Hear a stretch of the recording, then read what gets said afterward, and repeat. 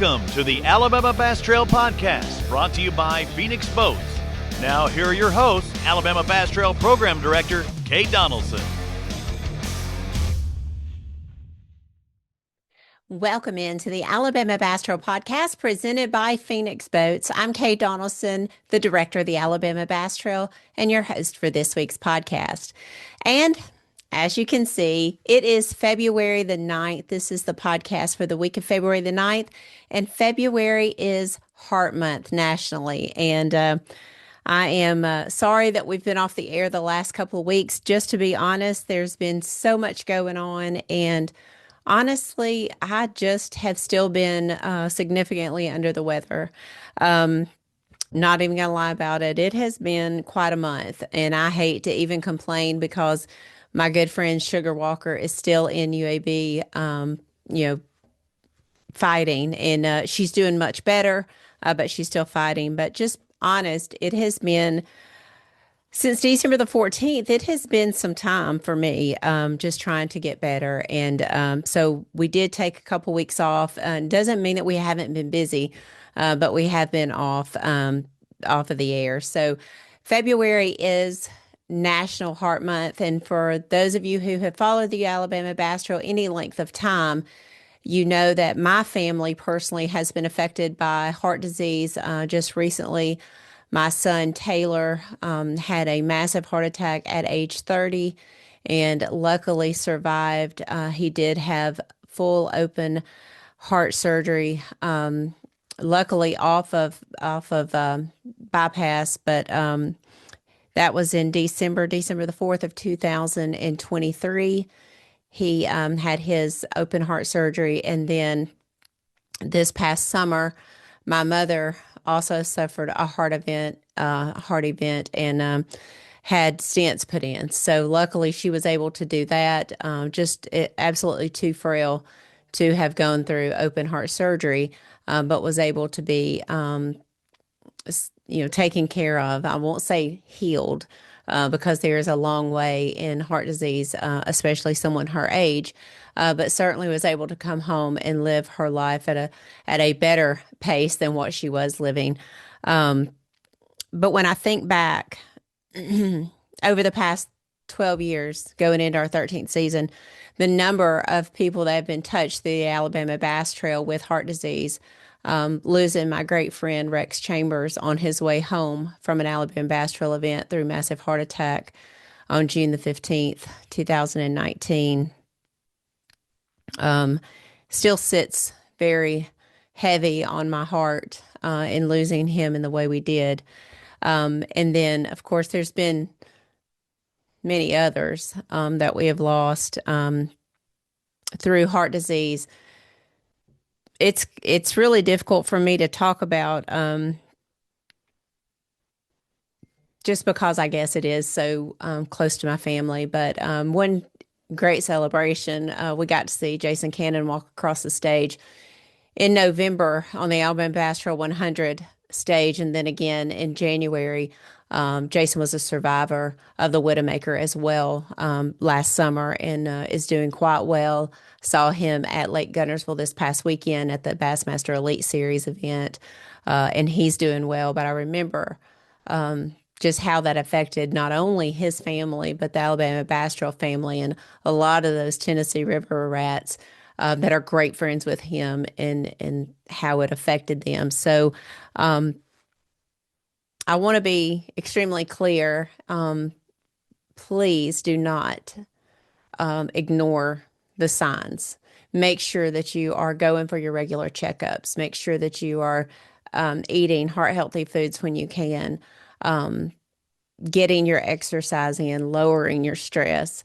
And that, coming from me, is kind of an oxymoron, because I think I'm probably one of the most stressed out people. And I think my family would agree with you on that, that I stay pretty stressed out, just in general, that I'm a worrier. That's what I've always been. So I stay pretty stressed out. But I'm going to be talking more about this throughout the month of February, because it does mean so much to me. We are so blessed to have the talented group of teammates that we have on our team, as well as the talented group of anglers and and the sponsors that support us in the host cities. And we are going to continue to talk about heart disease, not only in the male genre, but also in females and what some of those warning signs are. And I just urge you to not ignore those signs. My son did, and he admittedly did. And it wasn't until his sister forced him to go to the hospital that we found out that he had probably suffered two, a lighter heart attack on Tuesday and then one again on Thursday. So it was an eye-opening experience for my family. And just in all transparency and honesty, today is Monday, February the 9th, and I just got back from the doctor where I had an EKG just to be safe. Just 2 months long of sickness has just it has really whipped a girl. I'm not going to lie to you. It has really whipped me. So I just got back from a doctor's appointment to have a lot of those kinds of things checked because, again, I don't want to ignore any signs or any symptoms that might be causing me some problems. So I'm encouraging you to please do not ignore any signs that you have. Make sure that you are keeping your health up to date. Make sure that you're going to your annual doctor's appointments, especially after you get age 40. My son was 30 years in 7 or 8 months and had 100% blockage in his LAD. And it was at the very top of the heart, kind of where the two main veins meet. And they were unable to do a stent in fear that if they chipped off any of the plaque and it went into his main artery, that it would cause him to have a heart attack and they wouldn't be able to save him. So, keep a check on your cholesterol, keep a check on, your blood pressure, all those things. Make sure that you're eating a heart-healthy diet, low in sodium, and all the things. So I'm not here to preach to you. I'm just here to say from a mom who had to go through that with her son, and then a daughter who went through it with her mom, and a friend that has watched a number of my friends deal with this same issue and this same disease. Please make sure that you don't ignore the warning signs of heart disease and get out. And if you don't do anything else, walk a few extra steps in the month of February. We are all getting in that mode of the fishing season starting, and it'd be a great time to just start taking care of your health as well. And honestly, I'm going to try, and I'm kind of an emotional wreck today, and I really don't know why, but I'm going to try to hold it together for you here on the podcast. But watching a lot of the Bassmaster Elite Series over the last week really, really, really got me in my feels, and it got me remembering 12 years ago, 13 seasons ago, when we kicked off the Alabama Bass Trail on Lake Guntersville in a very similar time frame. Our tournament was on February the 1st, 2014. I think that was the first day of practice for the Bassmaster Elite Anglers. We saw some of the very same conditions, single-digit weather 3 days that week, and then the other days never got into the 20s. And it was a cold, icy mess at Lake Guntersville. But I got to thinking and how naive I was, and how I must have been just jacked up on adrenaline but I think more naive than anything about the ice and about the ramp icing over and all the things. Very naive going into my first event there at Lake Guntersville. But watching BASS this past week was just so reminiscent, and it caused me to pause just a little bit and think about all of the changes that we've seen happen in the past 12 seasons on the Alabama Bass Trail. And I wanted to talk about that just a little bit because if you know anything about anything, you know that there's one thing that you can always count on, and that's change. And over the past week to 10 days, there's been a lot of change going on in our industry. Some good, some not so good, and some I think is wait and see if it's going to be good. But just talking about some of the changes that we've seen since our first season in 2014. Of course, our first tournament took place on February the 1st, 2014 at Lake Guntersville State Park. 200 teams took off that day. That year, it took us about 72 days to sell out. And doing things a little bit differently than we do now, we had a team, Mr. Jordan Lee, called at the last minute, last week of the before the tournament, and said, "Hey, I've got two opens that are going to conflict with the Alabama Bass Trail.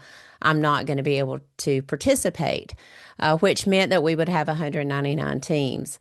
So we then reached out to the first team on the waiting list, which was Brandon Staggs and Jerry Wright, offered them the opportunity to pay the full registration amount of $1,200. I think it was $1,250. And they did, and they signed up. That was on Monday before the tournament was on Saturday. And you know the story.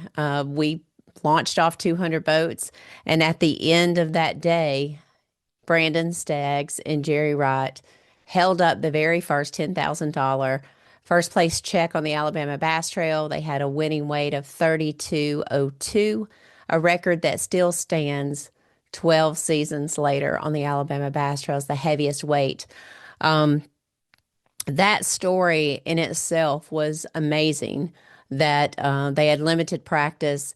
Most of the creeks on Lake Guntersville were frozen over, like we've seen during the Bassmaster Elite Series.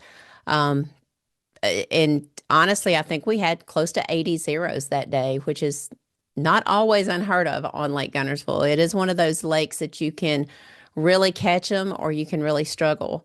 But 32.02, I think 10.12 or 10.13 was the big fish. That was Jesse and Jordan Wiggins.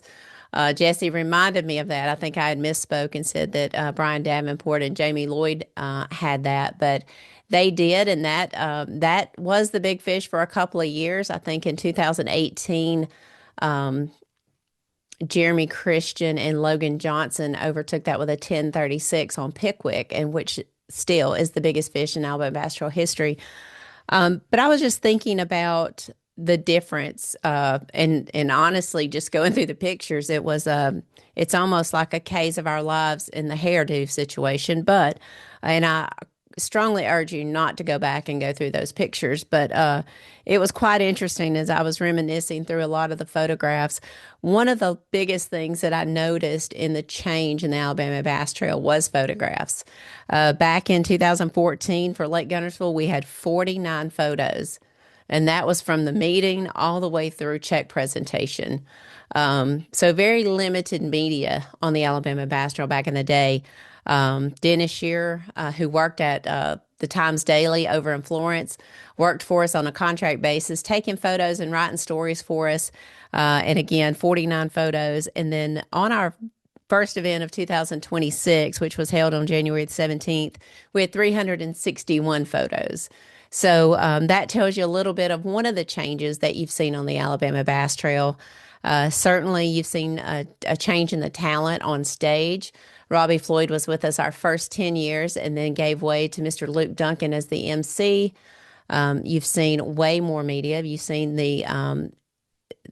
all of the information that you see on social media these days. Just it's kind of crazy how our world has changed and how much of that has been driven by social media. I remember when we announced the Alabama Bass Trail, and I remember the struggles that we had live streaming. And honestly, we faced those struggles for the first several years on the Alabama Bass Trail. But to now think about the fact that we now stream live on the water for 4 or 5 hours, and we stream the weigh-ins, we have an updating leaderboard as we go. Just some really unique and not unique. A lot of tournament trails have that, but for a tournament trail our size, and I want to remind everybody, as even though we seem very large at 225 boats and 2 divisions and all the things, in the grand scheme of things, mainly budget, that is a pretty tall feat. Based on the amount of sponsorship dollars and the amount that we pay out, and that we don't hold any entry fees back to cover cost. That's a pretty huge feat that we're able to offer you live coverage on the water, live streamed weigh-ins, and a live leaderboard. Results are posted within 24 hours. Usually before I leave the boat ramp, they're posted. Points are posted, and all the things. So for a small company,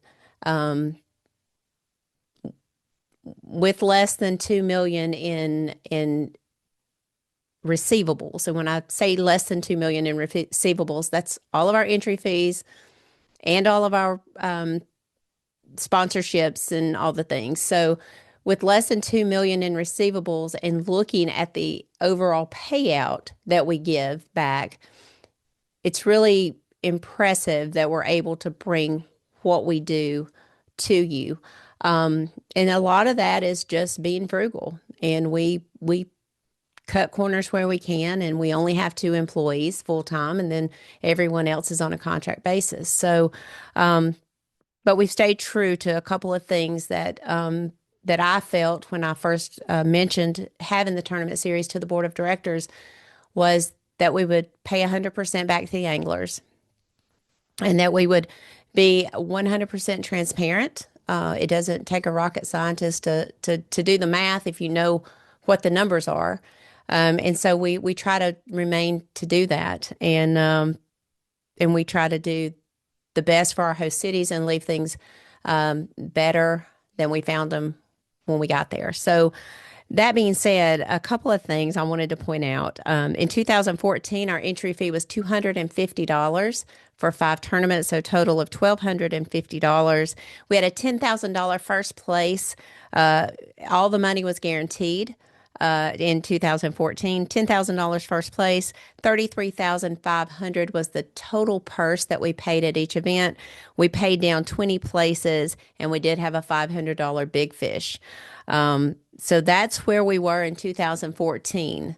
Fast forward to 2026, we're at a $320 entry fee per tournament, total of $1,600, $15,000 first place, and we're paying out $64,500 through 40 places. And that is a $1,000 big fish as well. So as you can see, we went up $70 per tournament and increased our payout by 100%.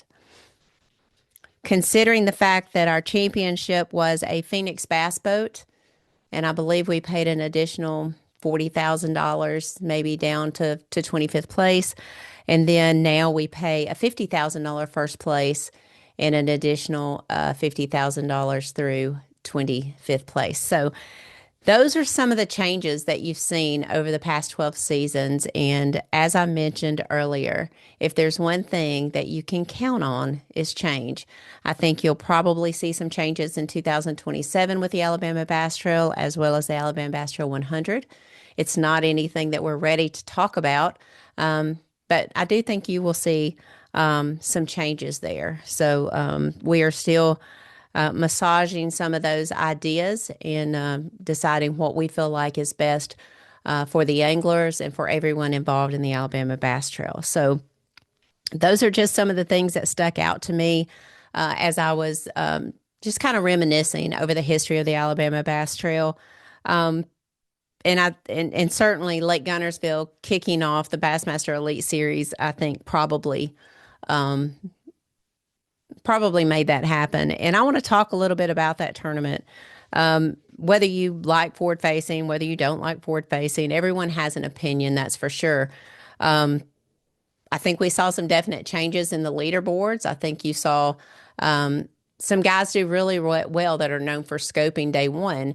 But I was actually there on day 2, and the wind in the afternoon was incredible. I mean, we faced that same kind of wind, but it was really incredible. I'm friends with Hank and Jacqueline Cherry, and I am so pumped for them, for him to get that 4-day win. 88-11, I think, surprised a lot of people. I think that a lot of people thought that would get a lot closer to that 100-pound mark. And I think had they fished Sunday, Monday, Tuesday with the weather that we're looking at, would have probably gotten a lot better. But you saw a lot of guys go back to some older techniques. But I thought it was a great tournament. The city of Scottsboro and, of course, Goose Pond and Paul and everyone there always does a phenomenal job with rolling out the red carpet. The setup is incredible. The new work that they've done on the ramp there, the parking, everything for 102 boats is superb. just really, really cool. One thing, and I know Angela made a post about this, was to see three former Alabama Bass Trail guys make it into that final day cut. Wes Logan finished fifth, Justin Atkins finished sixth, Kyle Welcher finished eighth. That's always a cool story for us. I'll be honest with you, when we started in 2014, that was the least thing on my mind is would our anglers go on to fish professional trail? Again, part of that me being very naive. I'd watched the Elite Series, had friends on the Elite Series, had done writers events with people on the Elite Series, but it never dawned on me that guys would come and fish the Alabama Bass Trail and move on to the Elite Series or to the Bass Pro Tour. At that time, of course, Bass Pro Tour wasn't there, but FLW was. So just thinking about that, again, list of names of anglers who are on the Elite Series or on the BPT that fished the Alabama Bass Trail early on. Wes Logan, Justin Atkins, Kyle Welcher, Brock Mosley, Andrew Loberg fished the ABT 100, Wesley Gore, Will Davis Jr., Justin Hamner, and now Fisher Anaya. Those are your Elite Series. I believe there's 8 of them that are fishing the Elite Series. And then when you look at MLF on the Bass Pro Tour, you've got Jesse Wiggins, Dustin Connell, and now Jacob Walker. Pretty incredible when you think about the caliber of anglers who have worked their way through the Alabama Bass Trail. And I'm not saying all of them made, just fish the Alabama Bass Trail. I'm certainly not claiming that they only fish the Alabama Bass Trail. But a lot of them spent years on the Alabama Bass Trail. And it was even cool to me to be able to see Gerald Swindle, Scott Canterbury, Jordan Lee, Russ Lane, and Lee Livesey, all of which have fished an Alabama Bass Trail 100 event. Scott has fished since we started. Gerald fished year 1. Jordan fished year 1. Lee Livesey fished year 1. Russ Lane just finished the 2025 season with us. That tells you that they believe in what we do, or they wouldn't invest their dollars to be here. I take a lot of pride in that they choose to fish the Alabama Bass Trail. And I'm very thankful that they do. And I just, for those who weren't here when we started, it's hard for you to understand how exciting that is to see that guys still return and fish with us. And I was going through the list the other day just to see some of the names that still sit on the Alabama Bass Trail roster.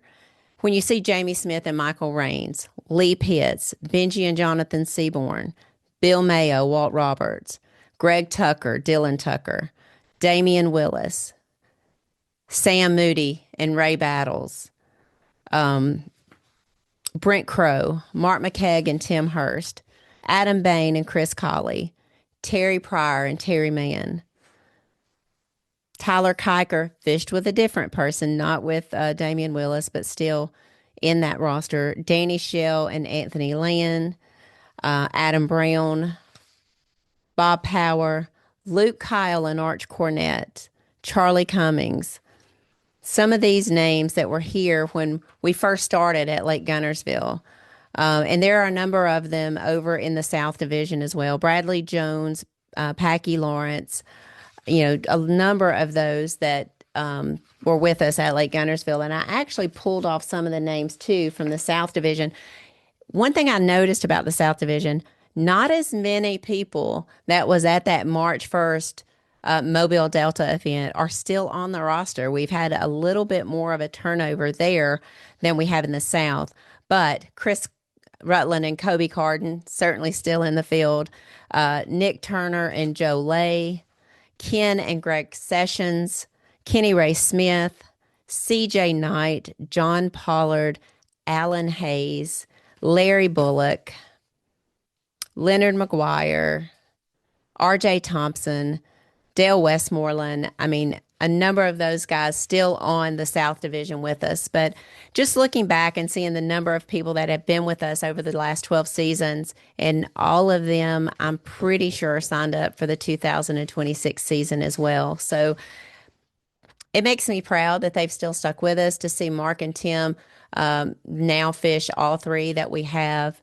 Damian Willis now fishes the ABT 100. A number of those guys have jumped in that 100 as well, and a number of them fish both the North and the South. So, from a event holder standpoint, that gives a lot of validity to what we do, along with the sponsor support that we've been able to garner and been able to keep. A lot of those names on that backdrop that have been with us since day one, and probably most notable is Phoenix Boats. And they will be with us through the first 19 years on the Alabama Bass Trail. That's what we are guaranteed with them. And Teresa Johnson, Gary Klaus, Jeff Hartung, Tim, all of them up there at Phoenix, just amazing partners to work with.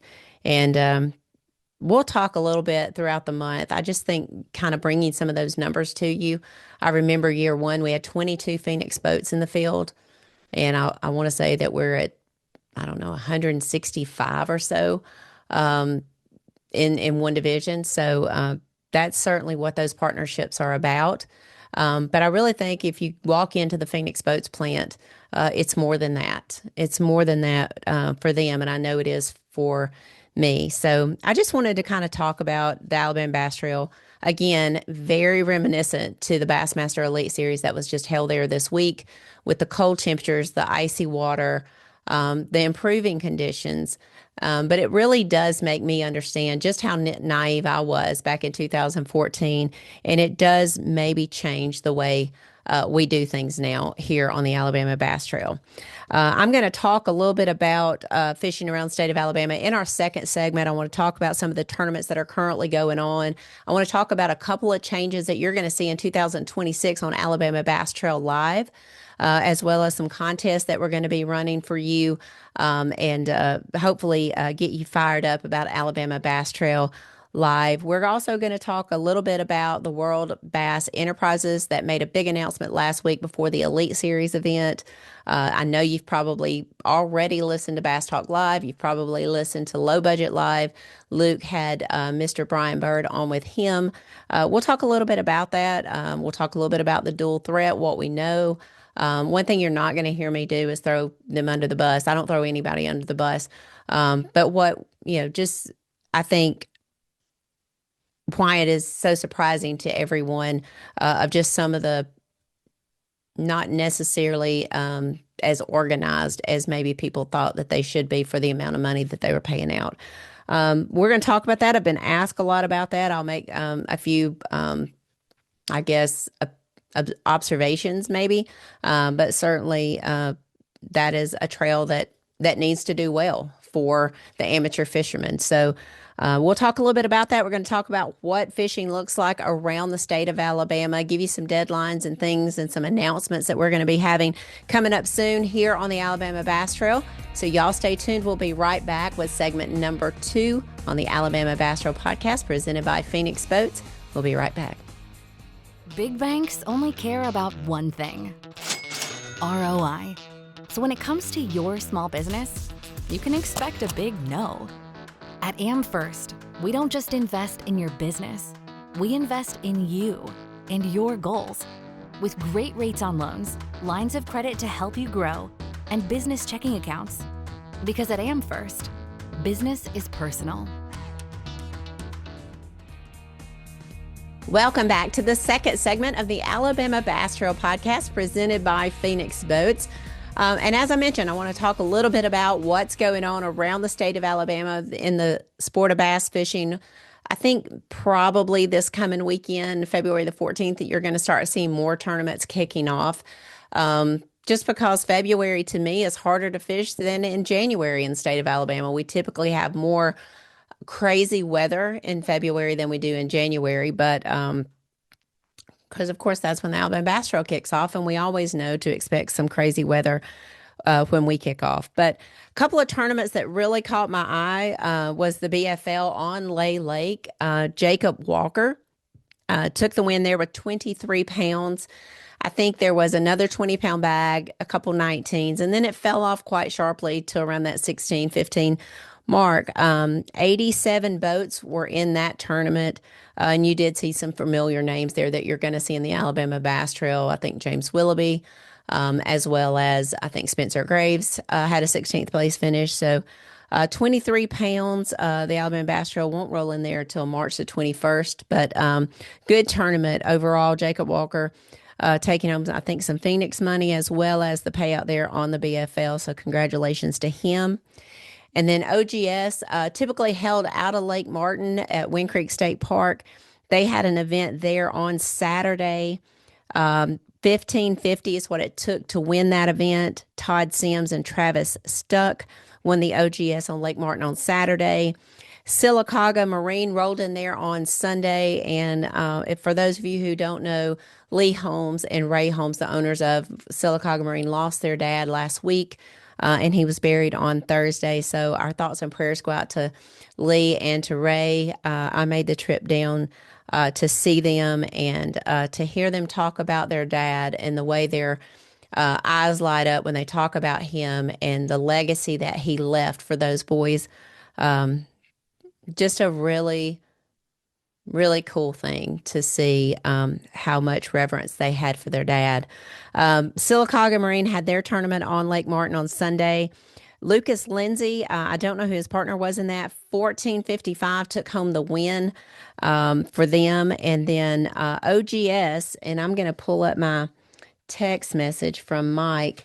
They had a tournament on Lake Jordan on Sunday, and a name that you're going to need to get familiar with because you're going to hear this name in the Alabama Bass Trail South Division, Dash Dawson, which is such a cool name. And his brother, and I will find it, his brother is a musician in Nashville.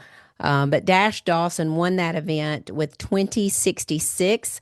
Matthew Bennett was in second place with 1987, and third place was just a little over 18 pounds. Dash also came in second on Saturday at the Real Action Trail. He had 2044. Brett Moe, I'm assuming that's how you say it, Moux. Brett Moe had 2104 to win the Real Action Trail there on Lake Jordan. So it seems like the fishing across the Coosa River is heating up.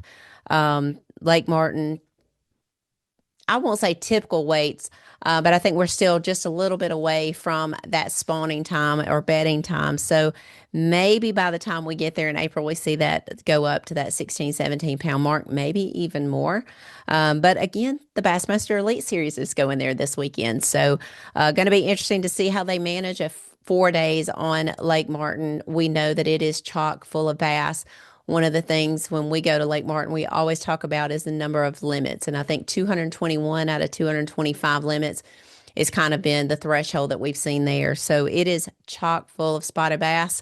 It's going to be real interesting. I have a feeling there will be lots of eyeballs on that tournament, especially on the live coverage to see where the guys are catching them. So I want to say this. I mean, we've got a lot of really, really good trails in the state of Alabama. Between the Sylacauga Marine Trail, between OGS, between Coosa River, between Airport and the Alabama Bass Trail, you have a lot of really quality tournaments to fish most days of the week. And these guys work really hard. And one of the things that I'm very, very proud of is standing at the funeral home on Thursday. Mike Freeman from OGS, Brian from Sylacauga, Lee from Sylacauga, myself, and then Phil Boozer from AmFirst Credit Union, and all of us standing there and exchanging ideas and just the passion for the industry in that circle was pretty incredible. And I'm thankful for the men and women working for those organizations that, reach out to me and allow me to reach out to them to share ideas and concerns. And we'll talk about one of those in just a minute. But yeah, it was really cool, and love that they text me their results. Let me know whether they encountered a problem during their tournament or something that we should look out for, anything like that. So it's really good. And I think that's good for the industry. And that is something that we haven't always had. And I think that that's a very positive thing in the state of Alabama, that we have so many quality trails and quality organizations that are working to grow the sport of bass fishing. And I hear that, and it is so cliche to say that. But I actually said this to them when we were standing there. Um, 87 boats in the BFL worries me. I have no idea why it's 87 boats and why 3 or 4 years ago it was 187. Some people say forward-facing sonar. Some people say, I don't know. I don't know the answers, but that scares me just a little bit. From someone who filled up in 4.5 minutes this year, to sit here and say that the health of our tournament business scares me. It does. Because we need all the trails doing well. So I think whatever we can do to work together to increase those numbers, and to not see each other as competition, but to see each other as I guess coworkers, or I just think the time is now to kind of figure out how to continue to keep participation numbers growing. There's only so many that can be in Elite Series. There's only so many that can be on the BPT. There's only so many that can be, in these feeder leagues. And are they going to come from our trails, or how do we continue to keep those numbers and that participation level up, so that payouts are there, where opportunity is there, is important. And I want to personally, thank Lee and Ray. I had a long conversation with them about some things the other day. Brian, Mike, Ken Hollis down at Airport, even the high school trails that we've had conversation with. It's really important to be able to translate that high school angler into college, into team, or to BFL, to open, to invitational or Toyota Series or whatever. Where are we losing them? I guess because you hear all the time of how large the participation is in high school and college fishing, but then we have, even at Sam Rayburn, the boat numbers were low, and that's one of the kickoff tournaments of the year. So how do we continue to pull them from high school to college, to the Opens, to the BFLs, to the Alabama Bass Trail, to Airport, to Texas Team, to whatever? I think that's a larger conversation, and I'm thankful for the people in the state of Alabama that are willing to have that conversation and include me there. So that being said, I did want to mention a couple of things. I'll start with dual threat. Again, I don't know anything about dual threat. I've heard the gentleman's name mentioned. I have no idea who he is. I have not had any conversation with him. I have probably 8 or so anglers that have fished the Alabama Bass Trail, that are currently fishing the Alabama Bass Trail, that fish dual threat. I want to say this with 100% not throwing shade. You don't know what you don't know until you don't know it. 100% admittedly, in 2014, I was naive. I thought we brought a great product to the amateur angler. There was no way someone could find fault with it. How do you find fault with paying 100% back to your anglers? How do you find fault? There is, and they do, and will always find fault. And that's okay. It gives us an opportunity to get better, but it also gives us an opportunity to define who we are. And I think that is the common misconception when it comes to tournament trails. It seems so easy. It seems so easy. You only work 14 weekends a year. It can't be that hard. You only work 14 Saturdays a year. the common misconception is that we only work 14 weekends a year. I've heard that W-9s weren't collected. Well, that's a big part of why we do what we do on the front end and get all of that completed before we get started so that we don't have those issues. Again, you don't know what you don't know until you don't know it. You don't know about tax reporting. You don't understand a lot of things until you don't know. How many people it actually takes to put on an event, to set up, to take down, to handle issues that go on at the dock. So I don't know the people at Dual Threat. I know they're 2 tournaments in. Lot of online banner about what they've done, what they haven't done, on all the things. I can just say that if you think that you are just going to, on Monday, decide you're going to put on a tournament trail next month, there's no one clear-cut path to do that. And it is a lot of work. And good luck to them figuring it out from here on out. It's a lot of work. So to everyone who is sitting back, throwing shade or casting judgment, it's hard. And as good as our team is at the Alabama Bass Trail, we do rechecks every week after a tournament. What can we do better? Where do we need to clean up? This year with our accountant, she's 2 years in with us. What can we do better on the front end side? What can we collect on the front end side that makes your reporting easier? From the state, your requirements on boater safety, your requirements. What can we do better to satisfy this? What can we do better to cover boater safety?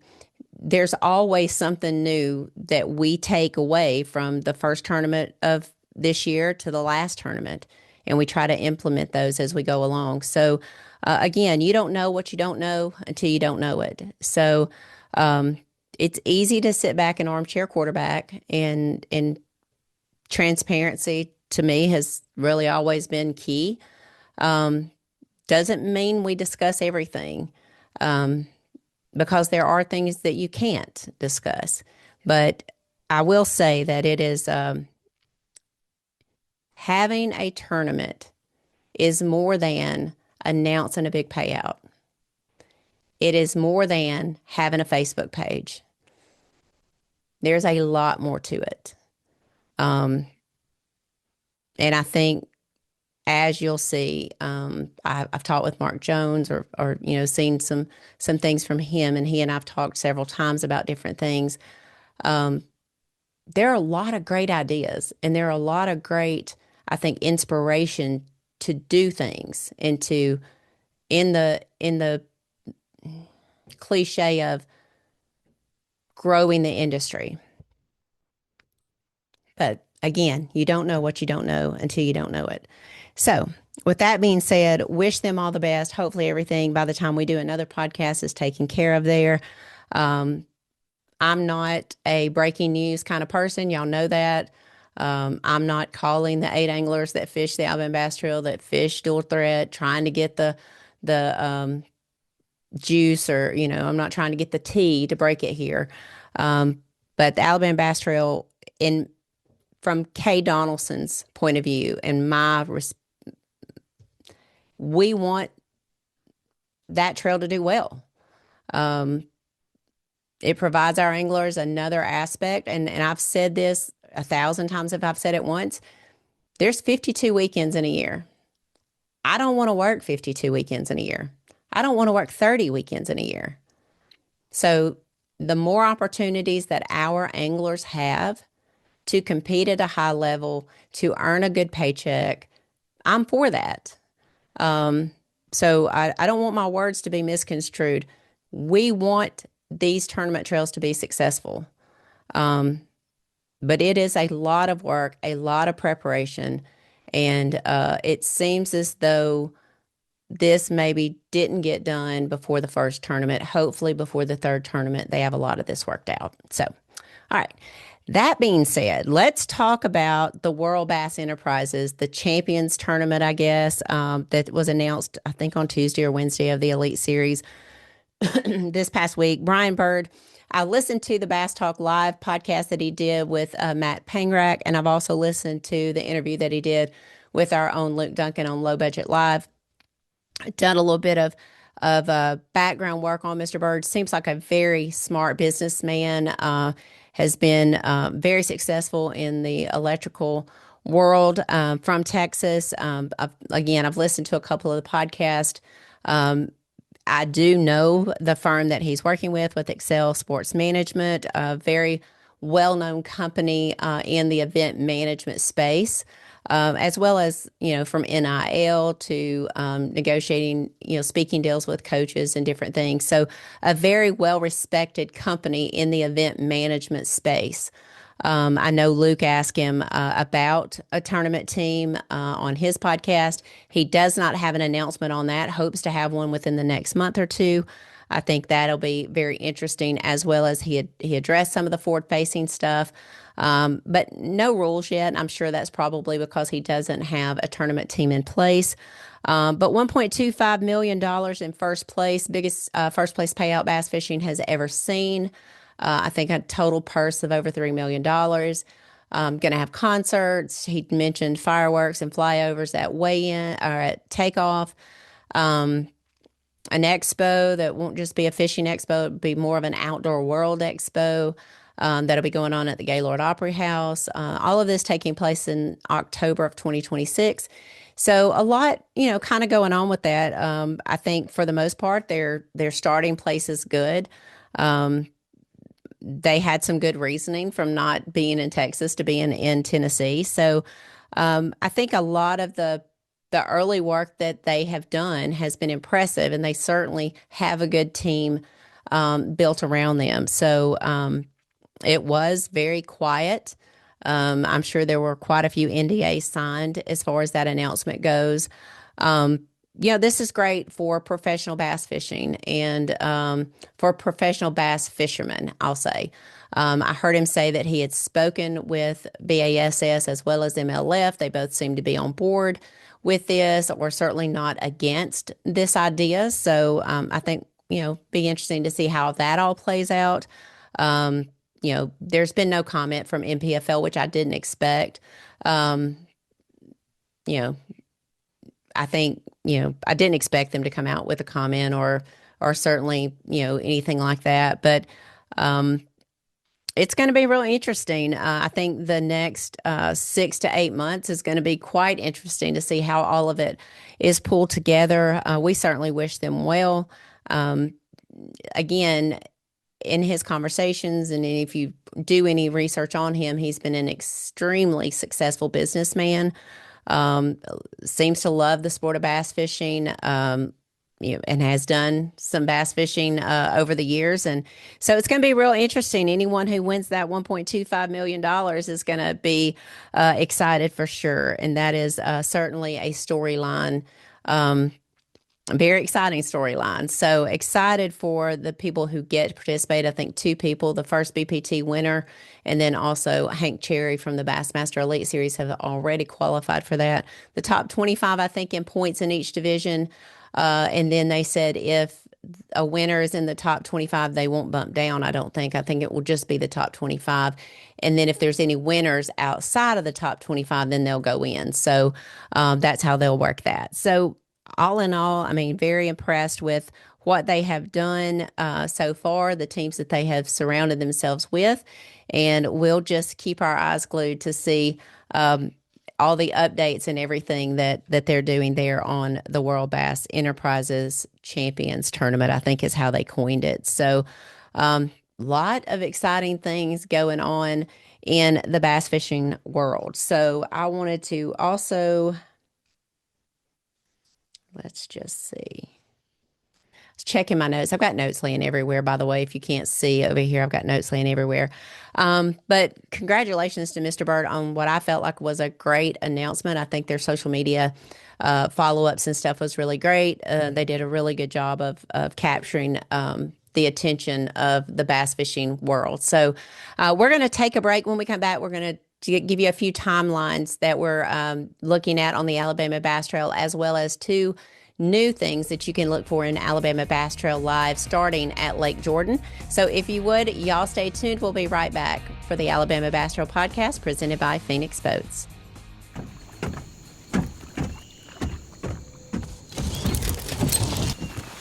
Nobody wants to run out of power when they're on the water. There is a better way. Introducing the Charge Marine Power Management Station from PowerPole that does the work of 3 devices: a traditional battery charger, a charge on the run, and an emergency start system. PowerPole Charge. Welcome back to the Alabama Bass Trail podcast presented by Phoenix Boats. And again, I mentioned to y'all, I have my notes everywhere. And of course, during the break, I did not get them all organized. So now I do. A couple things that you're going to see different on the Alabama Bass Trail Live this year, and you've probably witnessed it during the 100, is we will be giving away three Garmin units. And I'm going to get this right. It's a Garmin EchoMap Ultra 2, the 106 SV, worth $2,500, to a lucky winner who is watching and engaged in Alabama Bass Trail Live on the water coverage. All of the things is located on our Facebook page, but how to enter: you like the live, comment on the live, and share the live. And Angela is going to be keeping up with all of this, and same on YouTube is like, comment, and subscribe to the YouTube page.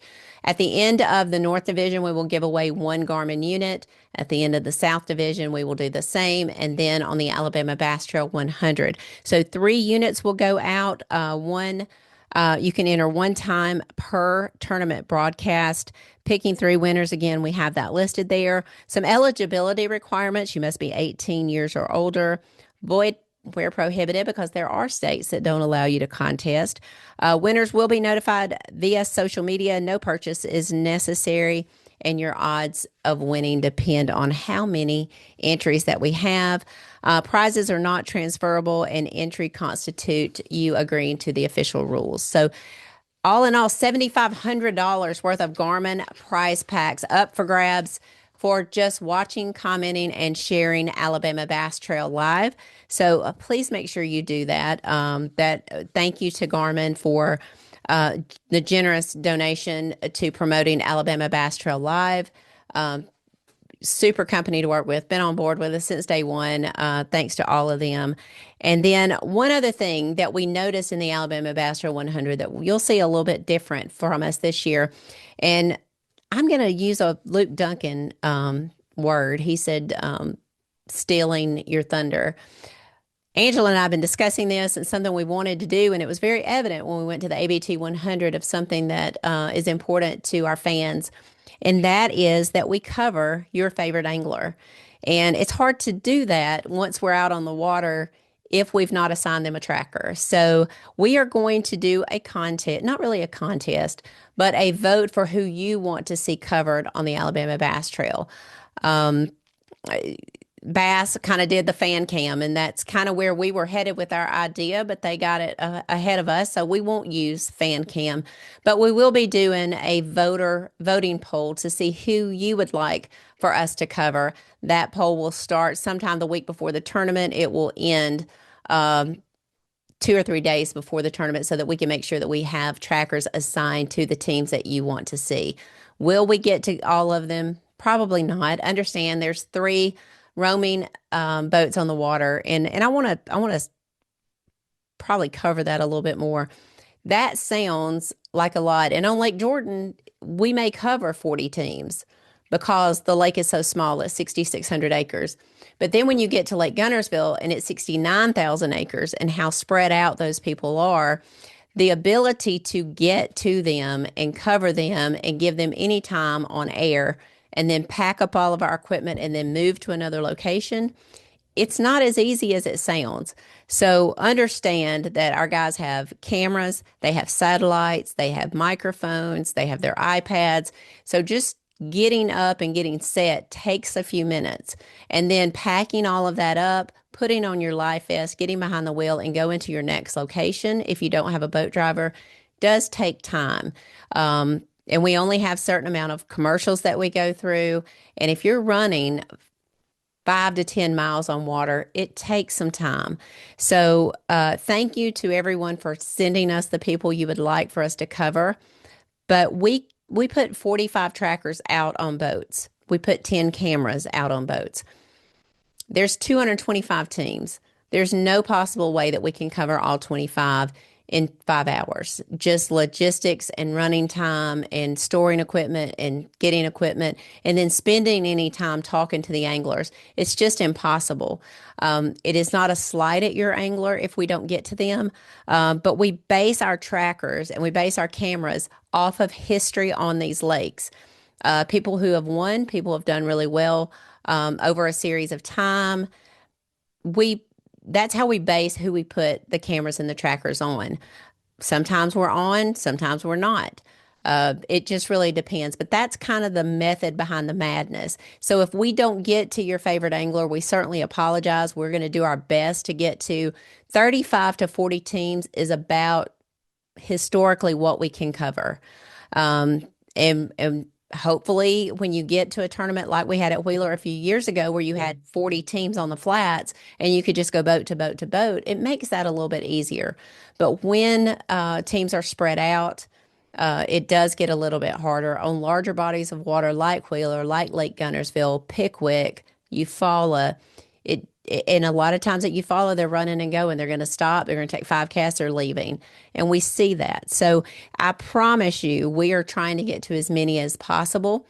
But we feel like asking you ahead of time and giving us an opportunity to put some trackers on some of those teams will help us get to more of the teams that you're asking about. So we've listened and we're going to do our best to do that. So be watching for a who do you want to see type post come out on Facebook, Instagram, and we'll be able to put trackers on those boats and bring you the coverage that you're looking for. So be watching for that. Miss Angela will be posting that as we get ready to head down to Lake Jordan. And by the way, if you didn't know, Lake Jordan is 11 days away. We will be in Wetumpka, Alabama. Thank you to the Elmore County Economic Development Association, Miss Lisa Van Wagner, also Mr. Clay Merrill at the Wetumpka Civic Center for being our host. We are excited to be back down there.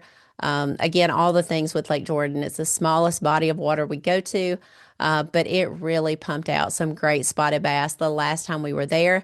So we will be talking more about Lake Jordan next week as we have maybe Mr. Luke Duncan on, as well as some anglers that have done pretty well down there in the past. So we look forward to talking about that. And then I had a conversation with Mr. Brandon Staggs last week about possibly having them come on for our Lake Guntersville preview. Those guys still have the longest standing history in the Alabama Bass Trail 3202. We'll have them on, hopefully be able to talk a little bit about Lake Guntersville and how it's setting up and how far things have come since they won in 2014. So a lot coming up. That tournament is 18 days away. So going to be a full jam-packed February, then moving right on into March where we have Pickwick and we have Lay Lake and the Bassmaster Classic up in Knoxville, Tennessee. So it's going to be a full time on the Alabama Bass Trail.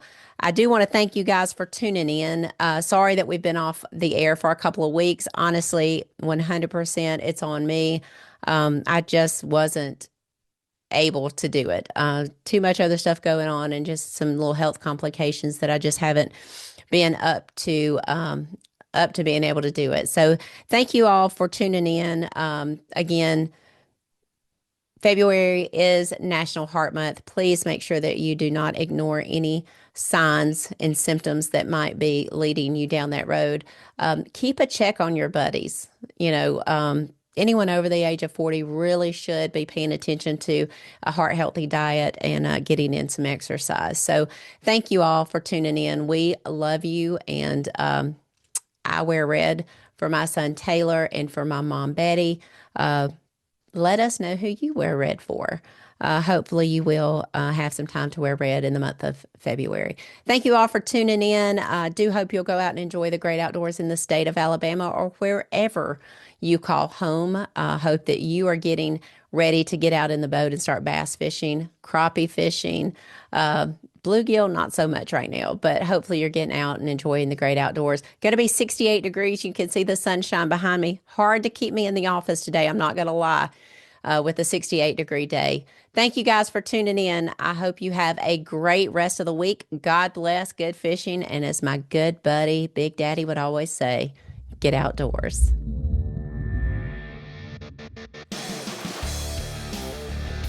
Thanks for listening to the Alabama Bass Trail Podcast. To learn more about the Alabama Bass Trail, make sure and visit alabamabasstrail.org.